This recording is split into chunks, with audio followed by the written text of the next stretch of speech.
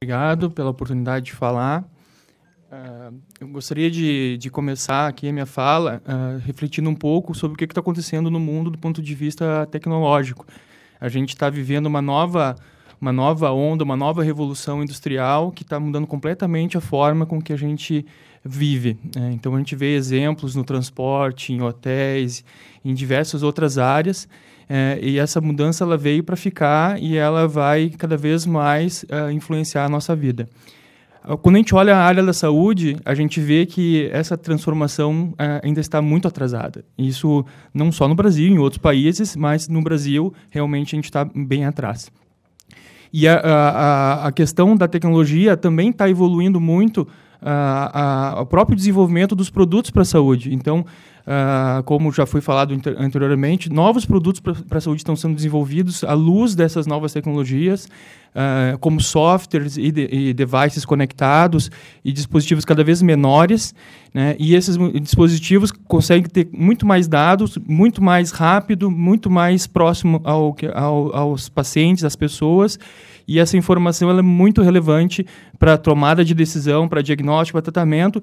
E, principalmente, essas duas coisas juntas, as novas tecnologias, internet e os novos dispositivos, habilitam uma mudança radical nos processos de como que a gente trata, diagnostica as doenças e como que a gente conduz o sistema de saúde. Então, eu vejo uma grande oportunidade de utilização de tecnologia, de novos dispositivos, novos produtos, mas com viés de mudar a forma, o processo de como que a saúde é entregue, e não necessariamente mais tecnologia. Então, eu vou falar um pouco mais sobre isso, vou dar algum exemplo de projetos e de ideias nesse sentido. Trabalho na BR Romed, é uma empresa focada na área de tecnologia, em dispositivos para telemedicina e monitoramento remoto de pacientes, e a gente já tem uma experiência aí de 50 pontos instalados, 7.000 atendimentos por ano em telemedicina e mais de 1.000 pacientes atendidos. Eu vou dar uma introdução aqui sobre telemedicina, bem conceitual também, né? É o uso de tecnologias para prestar um serviço de saúde à distância, né? E isso é uma área bastante relevante que traz melhoras significativas de acesso, né? A gente consegue levar serviços de qualidade a lugares onde não tem acesso ou que tem dificuldade de ter acesso. Isso a gente fala de áreas rurais, do interior do Brasil, mas a gente também fala de grandes cidades. Tem lugares dentro de São Paulo, Rio de Janeiro e outras grandes cidades que não têm acesso a médicos especialistas, a conhecimento, a exames, né? A questão da custo-efetividade, que está sendo abordada aqui nesse painel também, colabora bastante com isso, e principalmente atender a demanda da população. Existe uma demanda da população que não está sendo atendida, então a gente precisa achar novas formas de atender essa demanda.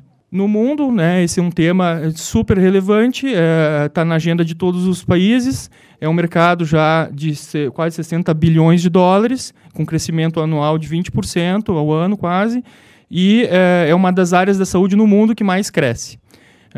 É política pública em diversos países, né, como Inglaterra e outros, Canadá, entre outros, e certamente está na agenda dos principais governos em estágios diferentes, mas todos eles avançando.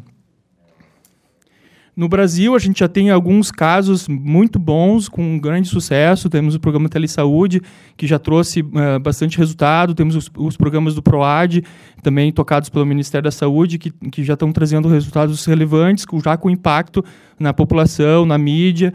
Então, a gente já está caminhando nesse sentido. Claro que muito aquém daquilo que está acontecendo fora do Brasil. A gente está bastante atrasado nesse tema e a gente precisa recuperar rápido o tempo.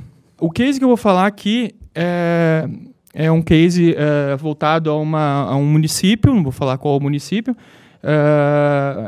A ideia é mudar o processo de matriciamento e triagem na atenção primária, aumentar a resolutibilidade da UBS, reduzir os gargalos e retrabalhos identificados no processo, usar as tecnologias, as plataformas como uma ferramenta de integração entre os diversos sistemas de saúde daquele município, e utilização de tecnologias de classe mundial que permitam escalabilidade, que não sejam projetos pontuais para avaliação, mas que possam ser escaláveis realmente para resolver o problema e com segurança jurídica e regulatória. Esse é um tema relevante, né, na questão da telemedicina, que depois o pessoal da Anvisa vai comentar também, é que software é dispositivo médico. Então, por quê? Porque ele é usado para diagnóstico e tratamento em tempo real. Então, é um tema muito relevante no mundo. Várias agências reguladoras estão discutindo um marco regulatório aí para um entendimento regulatório sobre esses temas. E o Brasil está participando dessas conversas e estava avançando muito bem nesse sentido também. A inspiração, né, a gente teve 2 inspirações para esse projeto. A primeira delas é a rede de telemedicina de Ontário, no Canadá, que é a maior rede de telemedicina do mundo. Desde 2006, tem mais de 2.200 pontos de atendimento e 150 mil pacientes atendidos por ano. É uma rede extremamente relevante e é parte do sistema de saúde dessa região. E presta diversos serviços para a população com alto nível de qualidade e com baixo custo. A segunda inspiração é um case de telemedicina de Los Angeles, que é recente, né? O estudo clínico aqui é de 2013 a 2015, 20 mil pacientes submetidos a exames de fundo de olho dentro das clínicas de primary care, né? E com isso conseguiram reduzir em 90% quase o tempo de espera na fila, que também tem fila para exame nos outros países, né? É uma questão de processos também, né? Então, a fila em Los Angeles é 158 dias para um exame de fundoscopia, e com um projeto, nesse período de 3 anos, conseguiram reduzir para 17 dias. Sendo que 70% dos exames realizados, o diagnóstico não apontou nenhum tipo de doença. Então, muitas vezes, no primary care, é difícil fazer o diagnóstico de algumas situações. Os médicos, eles são, mesmo nos Estados Unidos, que têm acesso à educação de alta qualidade, têm dificuldade de fazer diagnóstico de alguns tipos de doença. E, mesmo lá, eles encaminham o paciente para um exame, e esse exame depois se prova que não foi necessário. Isso gera um custo muito alto para o sistema, e o projeto deles mostrou aí um grande resultado. Foi inspiração também para a gente montar o projeto. Então, falar um pouquinho sobre processo. Um processo aqui teórico, não quer dizer que todas as unidades básicas do Brasil trabalhem com essa volumetria ou com essa estatística, mas é um consenso, vamos dizer assim. Está próximo à realidade. Então, os pacientes chegam na UBS, são atendidos, 85%, cerca de 85% se resolve dentro da UBS, porém 10% precisam ser encaminhados para os especialistas.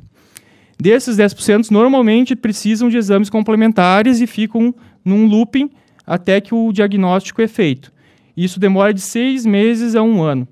Né? E isso é um gargalo no sistema, porque os pacientes ficam aqui nesse looping até o diagnóstico ser concluído. Isso gera as filas que a gente conhece hoje aí em todo o Brasil.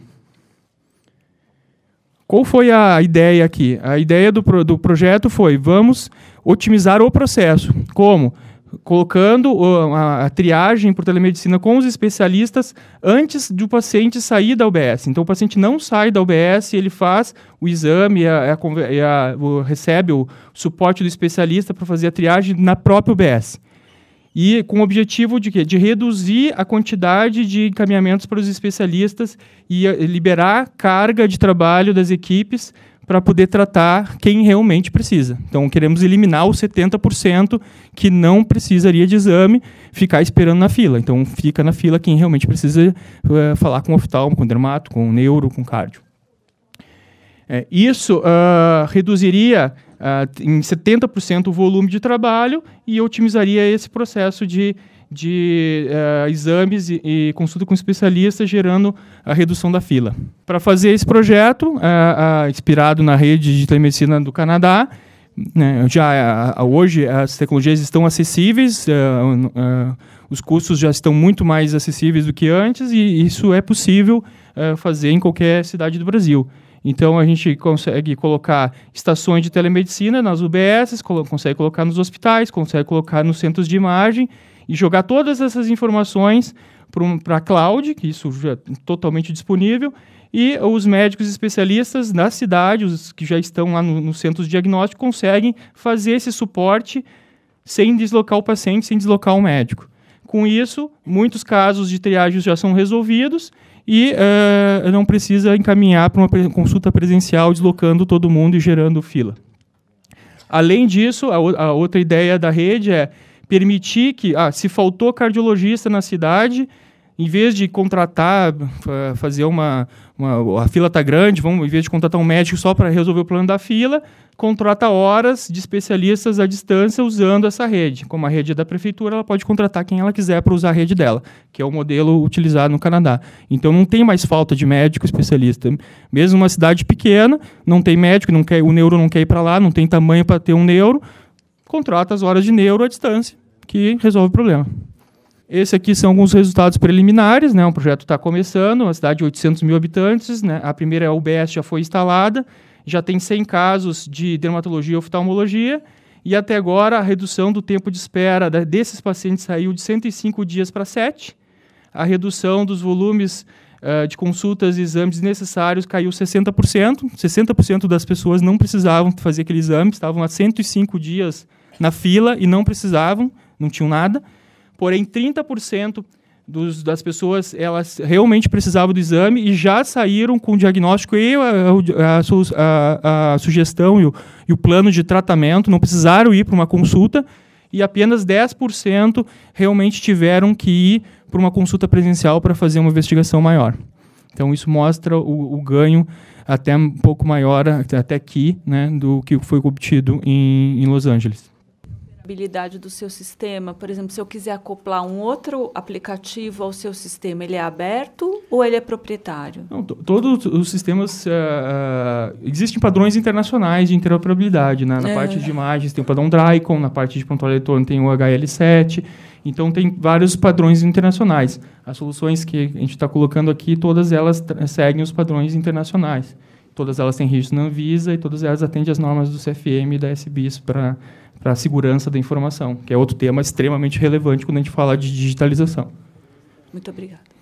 Então, acho que para concluir, eu gostaria de retomar aquilo que eu falei no início. Eu acho que produtos para a saúde são importantes, eles estão evoluindo e estão ficando digitais e conectados. O mundo está ficando digital como um todo e a gente precisa unir essas questões para mudar os processos de como que a gente entrega serviço para a população. Obrigado.